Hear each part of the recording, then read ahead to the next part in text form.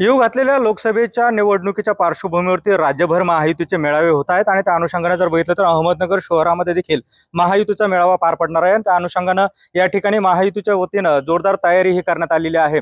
या ठिकाणी मुख्य मंचावरती जर आपण बघितलं तर अशा पद्धतीनं महायुती जिल्हास्तरीय कार्यकर्ता मेळावा अशा आशयाचा बॅनर लावण्यात आलेला आहे आणि त्यावरती केंद्र आणि राज्य स्तरावरती सर्वच महत्त्वाचे नेते असतील, त्याचबरोबर घटक पक्षांचे जे नेते आहेत तर त्यांचे फोटोज जे आहेत तर ते आपल्याला पाहायला मिळत आहेत। या मेळाव्याकडे वैशिष्ट्यपूर्ण नजरेने आपल्याला पाहावं लागेल की या मेळाव्यामध्ये पारनेरचे आमदार जे आहेत निलेश लंके हे उपस्थित राहणार का, याकडे खरं तर सर्व जिल्ह्याचं लक्ष लागलेलं आहे।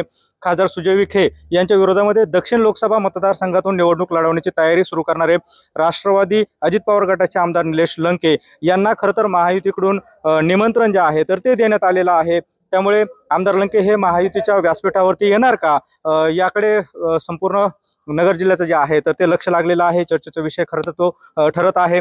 खासदार सुजय विखे पाटील यांनी अयोध्येमध्ये 22 जानेवारीला होणाऱ्या प्राणप्रतिष्ठेच्या सोहळ्याच्या निमित्तानं मतदारसंघामध्ये लोकसभा मतदारसंघामध्ये जे आहे साखर वाटप आणि डाळ वाटप जे आहे तर ते केलेलं होतं। तर तिकडे दुसरीकडे आमदार निलेश लंके यांनी देखील शिवस्वराज्य यात्रा सुरू करून लोकसभेच्या आखाड्यामध्ये उतरण्याची तयारी जी आहे तर ती सुरू केलेली आपल्याला पाहायला मिळते आहे।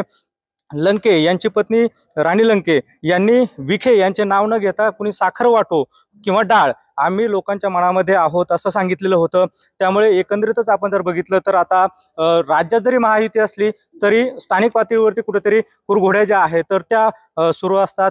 त्याच अनुषंगाने आजच्या या नगरच्या महायुतीच्या मेळाव्यामध्ये आमदार निलेश लंके हे उपस्थित राहणार का हे पाहणं महत्त्वाचं ठरणार आहे। मात्र दुसरीकडे महायुतीनं जोरदार पद्धतीनं या ठिकाणी महायुतीच्या मेळाव्याची तयारी ही केल्याचं आपल्याला पाहायला मिळत आहे।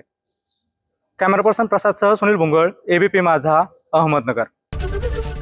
एबीपी माझा, उघडा डोळे बघा नीट।